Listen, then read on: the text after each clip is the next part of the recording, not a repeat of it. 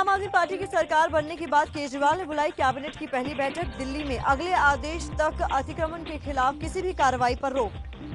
मुख्यमंत्री पद की शपथ लेने के वक्त से ही बीमार चल रहे अरविंद केजरीवाल आज फिर से एक्शन में दिखे। केजरीवाल ने पहले सचिवालय में जल बोर्ड के अधिकारियों को बुलाकर उनसे पानी सप्लाई की मौजूदा स्थिति की जानकारी मांगी और उसके बाद अपने मंत्रियों के साथ पहली आधिकारिक बैठक की। इसके बाद कई अहम फैसले लिए गए, जिसके मुताबिक अगले आदेश तक दिल्ली में अतिक्रमण के खिलाफ किसी भी तरह की कार्रवाई पर रोक लगाई गई है। नए विधायकों के शपथ ग्रहण और स्पीकर के चुनाव के लिए 23 और 24 फरवरी को विधानसभा का सत्र बुलाने का फैसला। सस्ती बिजली और हर महीने 20,000 लीटर मुफ्त पानी देने के वादे पर संबंधित विभागों से रिपोर्ट मांगी गई और स्वास्थ्य विभाग से भी दिल्ली में स्वाइन फ्लू के खतरे पर रिपोर्ट देने के लिए कहा गया। आम आदमी पार्टी ने सरकार बनने के 72 घंटे के भीतर बिजली पानी के वादे को पूरा करने का दावा किया था। 2 दिन बीत चुके हैं। ऐसे में अब ये देखना दिलचस्प होगा कि मंगलवार को अरविंद केजरीवाल की सरकार कोई बड़ा ऐलान करती है या नहीं। दिल्ली की आम आदमी पार्टी के उप मुख्यमंत्री मनीष सिसोदिया कैबिनेट की बैठक के बाद पत्रकारों को संबोधित करने के लिए प्रेस कॉन्फ्रेंस के लिए आ रहे थे, लेकिन पत्रकारों को इस बिल्डिंग में, सचिवालय बिल्डिंग में आज भीतर जाने नहीं दिया जा रहा था, जिसको लेकर के पत्रकारों में नाराजगी थी और पत्रकारों ने उनका विरोध किया, जिसके चलते मनीष सिसोदिया ने प्रेस कॉन्फ्रेंस छोड़ दी और चले गए। जिनके पास एक्रेडिटेशन कार्ड है उसके बावजूद मीडिया को अलाउ नहीं किया गया। जो लोग जारी करते हैं वो कमेटी का मैं मेंबर हूं पिछले 15-20 साल से। हबीब अख्तर मेरा नाम है और सारी विधानसभाओं को कवर किया है। मैं बात करके गया था, मैं आप लोगों से पूछ के गया था प्रेस कॉन्फ्रेंस चाहिए कि नहीं, उसके बावजूद ऐसे होगा तो सॉरी। जवाब आप दो ना सर, लगाओ सर।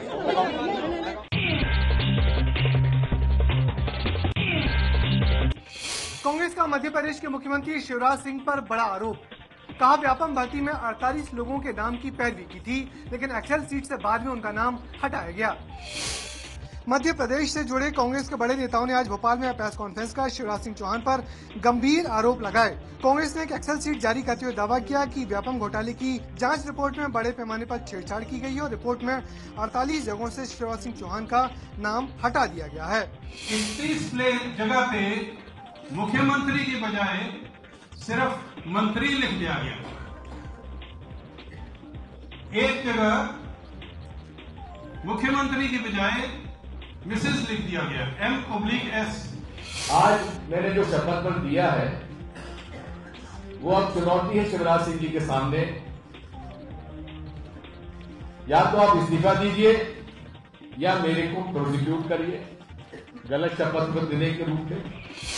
दिग्विजय सिंह ने दावा किया कि पहले की एक्सेल सीट के आधार पर पूर्व मंत्री लक्ष्मीकांत शर्मा को गिरफ्तार किया गया है, इसलिए शिवराज सिंह को भी गिरफ्तार किया जाना चाहिए। मध्य प्रदेश सरकार ने व्यापम भर्ती घोटाले के कांग्रेस के आरोपों को खारिज किया है। कहा भ्रम फैलाने के लिए झूठ बोल रही है कांग्रेस। सामान्य व्यक्ति इतने वर्षों से मध्य प्रदेश का मुख्यमंत्री है, ये शायद राजा महाराजा सहन नहीं कर पाते, इसलिए बार बार भ्रम पैदा करने की कोशिश करते हैं, असत्य आरोप लगाते हैं। उनके दिमाग में ये बात रहती है कि इसकी प्रतिमा खंडित करो। मध्य प्रदेश व्यवसायिक परीक्षा मंडल यानी व्यापम के जरिए साल 2008 से 2010 के बीच भर्ती परीक्षाओं और कॉलेजों में एडमिशन में बड़े पैमाने पर धांधली के आरोप हैं।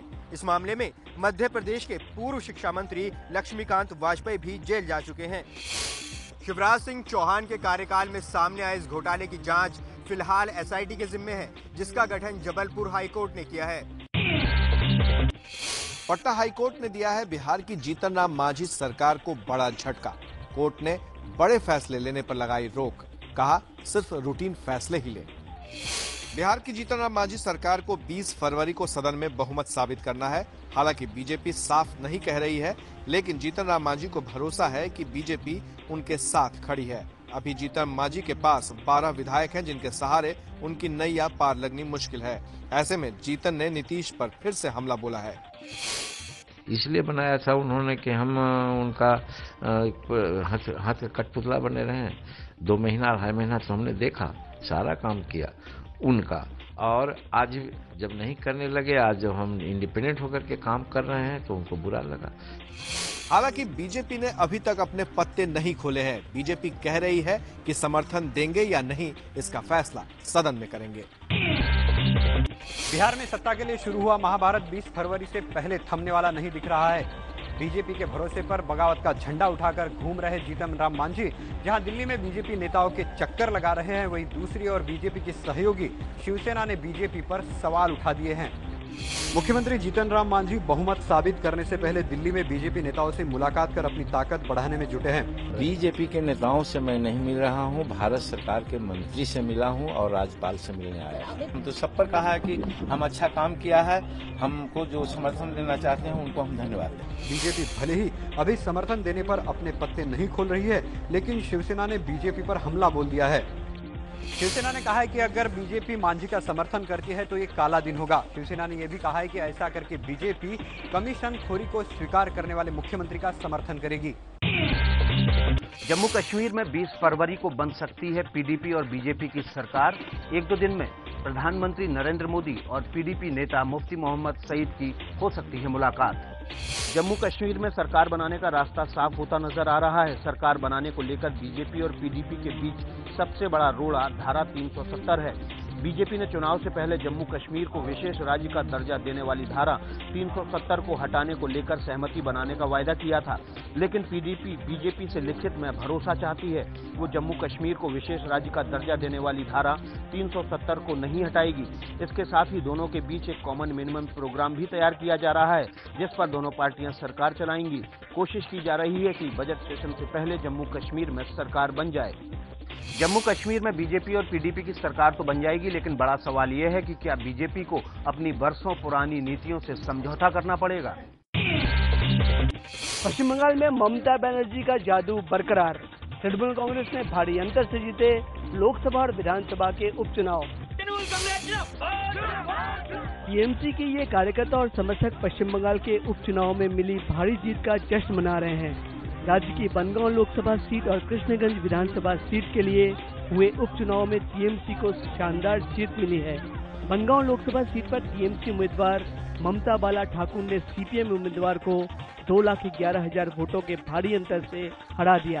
कृष्णगंज विधानसभा सीट पर भी टीएमसी के उम्मीदवार सत्यजीत विश्वास 37,000 वोटों के भारी अंतर से विजयी हुए हैं। दोनों उपचुनाव में भारी अंतर से मिली जीत पर मुख्यमंत्री ममता बनर्जी ने खुशी जाहिर की है। ममता की पार्टी को इस जीत का सीधा फायदा इसी साल होने वाले कोलकाता म्युनिसिपल इलेक्शन में भी मिल सकता है।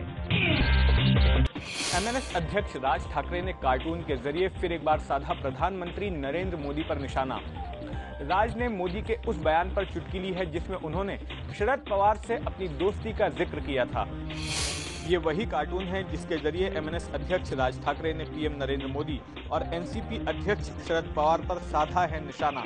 इस कार्टून में दिखाया गया है कि वैलेंटाइन डे पर मोदी और पवार एक दूसरे को अपना वैलेंटाइन बताते हुए मिठाई खिला रहे हैं। वहीं आरएसएस का एक सदस्य मराठी जनता से कह रहा है कि शरद पवार भ्रष्ट हैं, इसलिए तुम उससे दूर रहो। दरअसल 14 फरवरी यानी कल महाराष्ट्र दौरे पर गए मोदी ने पवार के साथ मंच साझा किया था, जहां उन्होंने कहा था कि महीने में 2-3 बार पवार से उनकी बात होती है। प्रधानमंत्री मोदी के बयान में इतने बड़े बदलाव को लेकर उन पर निशाने साधे जा रहे हैं। कांग्रेस महासचिव दिग्विजय सिंह ने उन पर निशाना साधते हुए कहा कि एक और यूटर्न, लगे रहो नरेंद्र भाई। प्रधानमंत्री नरेंद्र मोदी के मंत्रिमंडल में हो सकता है विस्तार। सूत्रों के मुताबिक कैबिनेट में ये विस्तार अप्रैल के महीने में होने की उम्मीद है। सूत्रों के मुताबिक जिन नए मंत्रियों को शपथ दिलाए जाने की उम्मीद है, उनमें एक नाम महाराष्ट्र से और एक नाम टीआरएस यानी तेलंगाना राष्ट्र समिति से हो सकता है। इनके अलावा 1 या 2 और नए मंत्री भी बनाए जा सकते हैं। मोदी मंत्रिमंडल में पिछली बार 9 नवंबर को विस्तार और फेरबदल हुआ था, जिसमें मनोहर पर्रिकर को रक्षा मंत्री बनाए जाने समेत कुछ अहम बदलाव किए गए थे। भारत दौरे पर आए श्रीलंका के नए राष्ट्रपति सिरिसेना ने प्रधानमंत्री नरेंद्र मोदी से की मुलाकात। दोनों के बीच द्विपक्षीय बातचीत के दौरान 4 अहम मसलों पर आपसी समझौते हुए। भारत और श्रीलंका के बीच न्यूक्लियर एग्रीमेंट साइन किया गया। न्यूक्लियर डील पर हुए भारत और श्रीलंका के बीच संधि के मार्फत भारत ने श्रीलंका को इस बात का आश्वासन दिया है कि कुडंकुलम प्रोजेक्ट में अगर किसी तरह का भविष्य में हादसा होता है तो इसका आफ्टर इफेक्ट श्रीलंका पर भारत नहीं पड़ने देगा। The bilateral agreement on civil nuclear cooperation is yet another demonstration of our mutual trust. इसके अलावा प्रधानमंत्री नरेंद्र मोदी ने मछुआरों का बेहद अहम मसला श्रीलंका के राष्ट्रपति के साथ उठाया।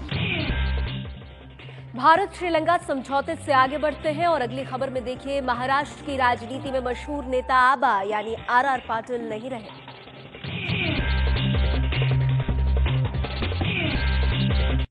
महाराष्ट्र के पूर्व गृह मंत्री और एनसीपी के वरिष्ठ नेता आर पाटिल का मुंबई के लीलावती अस्पताल में निधन।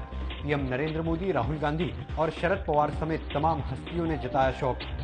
आर पाटिल लंबे समय से ओरल कैंसर से पीड़ित थे। दिसंबर में मुंबई के ब्रिज कैंडी अस्पताल में उनका ऑपरेशन भी हुआ था, लेकिन उनकी हालत नहीं सुधरी और आज उन्होंने लीलावती अस्पताल में दम तोड़ दिया। महज 57 साल के पाटिल ने महाराष्ट्र की राजनीति में लंबा सफर तय किया था। उन्हें शरद पवार का बेहद करीबी माना जाता था। आर पाटिल 1990 से लगातार 6 बार सांगली जिले के तासगांव से विधायक रहे। 1999 में पहली बार वो महाराष्ट्र के ग्रामीण विकास मंत्री बने। इसके बाद 2003 में वो महाराष्ट्र के गृह मंत्री बने और 2004 में उन्हें डिप्टी सीएम की भी जिम्मेदारी सौंपी गई। आर पाटिल का मंगलवार दोपहर उनके पैतृक गांव सांगली के अंजनी में अंतिम संस्कार किया जाएगा। महाराष्ट्र के मशहूर वामपंथी नेता गोविंद पानसरे और उनकी पत्नी पर जानलेवा हमला। बाइक सवार बदमाशों ने गोली मारकर उन्हें जख्मी किया। घटनास्थल की ये तस्वीरें महाराष्ट्र के कोल्हापुर जिले की हैं। सुबह करीब 8 बजे वामपंथी नेता गोविंद पानसरे और उनकी पत्नी उमा पानसरे सैर के लिए घर से निकले थे। रास्ते में 2 बाइक सवारों ने उन पर फायरिंग कर दी। जानकारी के मुताबिक बदमाशों ने उन पर 3 गोलियां दागी। पानसरे को गले और हाथ में 2 गोलियां लगी और 1 गोली उनकी पत्नी को लगी है।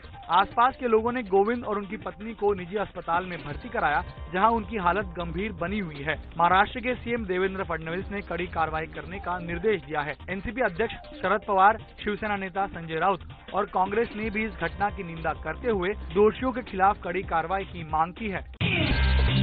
देश में स्वाइन फ्लू का खतरा बढ़ा। स्वाइन फ्लू की वजह से अब तक देश में हुई 400 से ज्यादा मौतें।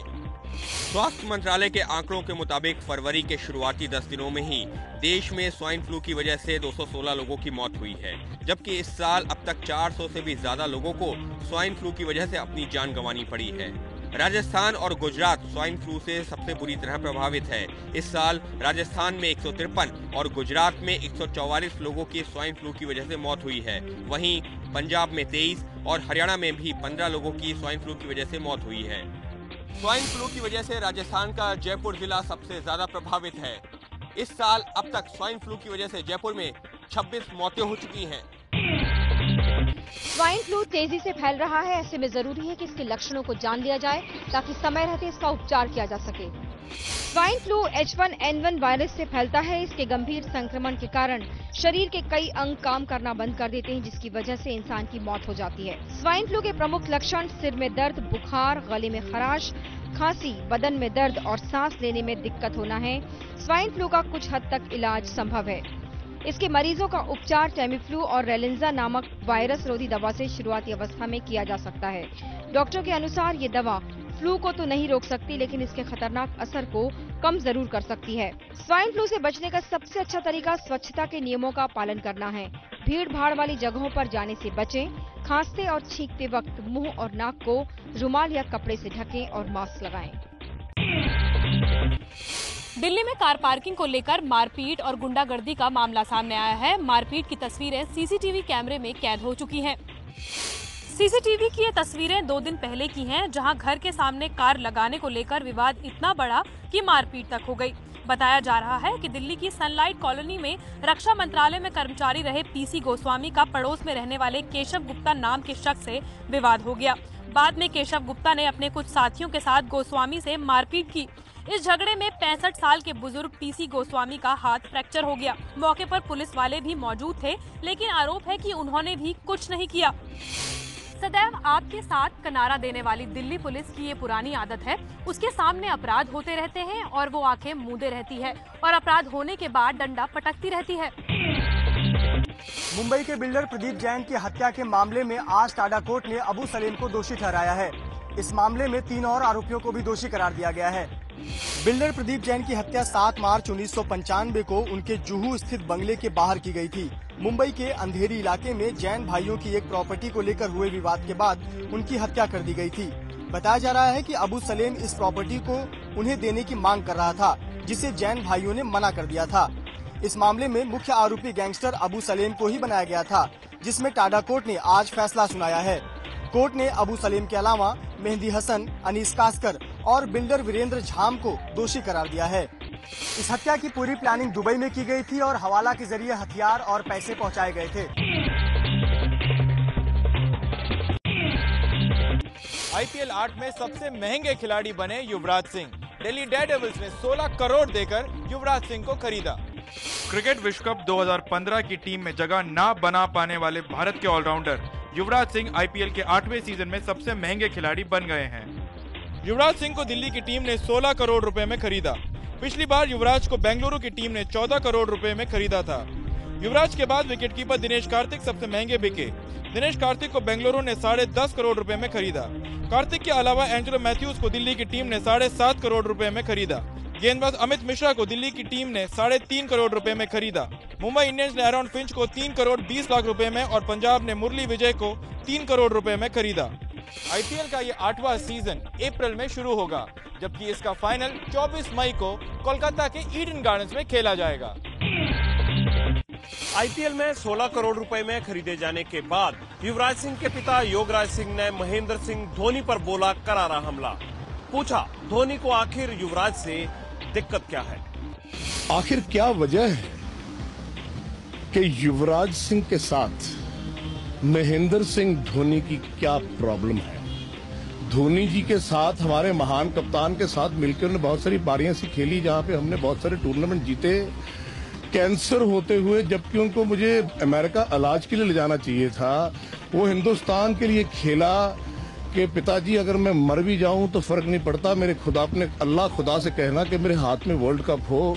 जिस आदमी का ऐसा जज्बा हो अपने देशवासियों के प्रति, अपनी टीम के प्रति, अपने साथियों के प्रति, उसके साथ ऐसा व्यवहार कौन कर रहा है। क्रिकेटर युवराज सिंह ने अपने पिता के बयान पर दी सफाई। कहा मुझे धोनी के नेतृत्व में खेलने में मजा आता है। पिता ने भावनाओं में आकर दे दिया बयान। महेंद्र सिंह धोनी पर युवराज सिंह के बयान के बाद युवराज ने सोशल नेटवर्किंग वेबसाइट ट्विटर पर दी है सफाई। युवराज ने ट्विटर पर लिखा है, हर अभिभावक की तरह मेरे पिता भी जज्बाती है और मुझे लगता है वो भावनाओं में बह गए। मुझे माही की कप्तानी में खेलना हमेशा पसंद रहा है और आगे भी उनकी कप्तानी में खेलना पसंद करूंगा। 16 करोड़ रुपए में नीलामी के बाद युवराज IPL में अब तक के सबसे महंगे खिलाड़ी हो गए हैं। जबकि विश्व कप के लिए उन्हें भारतीय टीम में शामिल नहीं किया गया। युवराज के पिता आरोप लगा रहे हैं कि युवराज को धोनी की वजह से टीम इंडिया में जगह नहीं मिल सकी। विश्व कप में बड़ा उलटफेर, आयरलैंड ने वेस्टइंडीज को 4 विकेट से हराया। वेस्टइंडीज के 305 रनों के लक्ष्य का पीछा करने उतरी आयरलैंड की टीम ने शानदार शुरुआत की। पोर्टरफील्ड और स्टर्लिंग ने पहले विकेट के लिए 71 रन जोड़कर टीम को मजबूत शुरुआत दी। स्टर्लिंग ने शानदार 92 रन बनाए। स्टर्लिंग के अलावा आयरलैंड के ईसी जोएक ने 84 रन बनाए और ब्रायन ने 79 रन बनाए। वेस्टइंडीज की शुरुआत बेहद खराब रही और 87 रनों पर ही उसके 5 विकेट गिर चुके थे, लेकिन बाद में सिमंस ने शानदार शतक लगाया और अपनी टीम को 300 के पार पहुंचाया। लेकिन वेस्टइंडीज की खराब गेंदबाजी की वजह से आयरलैंड की टीम 46वें ओवर में ही लक्ष्य तक पहुंच गई। वेस्टइंडीज के खिलाफ बड़ा उलटफेर कर चुकी आयरलैंड की टीम 10 मार्च को भारत से भिड़ेगी। भारत के हाथों हार के बाद पाकिस्तान में थम नहीं रहा है प्रशंसकों का गुस्सा। तोड़फोड़ की तस्वीरें सोशल मीडिया में वायरल हो रही हैं। ये तस्वीरें सोशल मीडिया पर खूब शेयर की जा रही हैं। देखिए कैसे रविवार को विश्व कप में भारत के हाथों पाकिस्तान की लगातार छठी हार के बाद पाकिस्तान में लोगों का गुस्सा आसमान पहुंच गया है।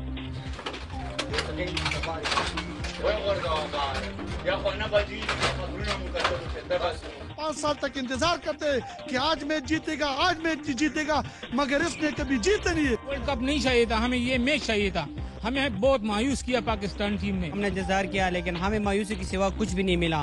ABC न्यूज इन तस्वीरों की प्रामाणिकता की पुष्टि नहीं कर सकता, लेकिन ये तस्वीरें सोशल मीडिया पर जबरदस्त सुर्खियां बटोर रही हैं।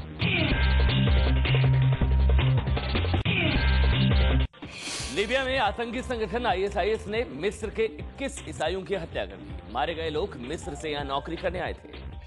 हत्या की तस्वीरें आतंकवादियों ने इंटरनेट पर जारी की है। वीडियो में दिख रहा है कि नकाबपोश आतंकवादियों ने समंदर किनारे अगवा लोगों को एक लाइन में खड़ा कर रखा है। इन लोगों को पिछले दिनों पूर्वी लीबिया के तटीय शहर सीते से अगवा किया गया था। जिस इलाके में आतंकवादियों ने वारदात को अंजाम दिया वो इलाका इन्हीं के कब्जे में है। शुक्रवार को जारी की गई इन तस्वीरों के बारे में इस्लामिक स्टेट ने कहा है कि इन ईसाइयों को मिस्र के कॉप्टिक गिरजाघर द्वारा मुसलमान महिलाओं को कथित तौर पर यातना दिए जाने और उनकी हत्या की कार्रवाई के खिलाफ बदला लेने के लिए कत्ल किया गया है। मिस्र की सरकार ने अपने नागरिकों को चेतावनी दी है कि वो लीबिया में ना जाएं, लेकिन अभी भी लोग काम की तलाश में लीबिया जा रहे हैं।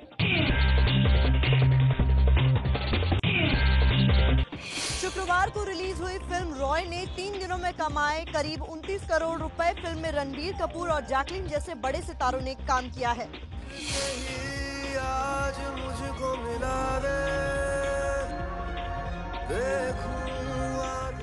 फिल्म समीक्षक तरन आदर्श के मुताबिक रॉय ने शुक्रवार को 10 करोड़ 40 लाख रुपए, शनिवार को 11 करोड़ 16 लाख और रविवार को 7 करोड़ 12 लाख रुपए की कमाई की है। कुल मिलाकर फिल्म ने 3 दिन में 28 करोड़ 68 लाख रुपए की कमाई की है।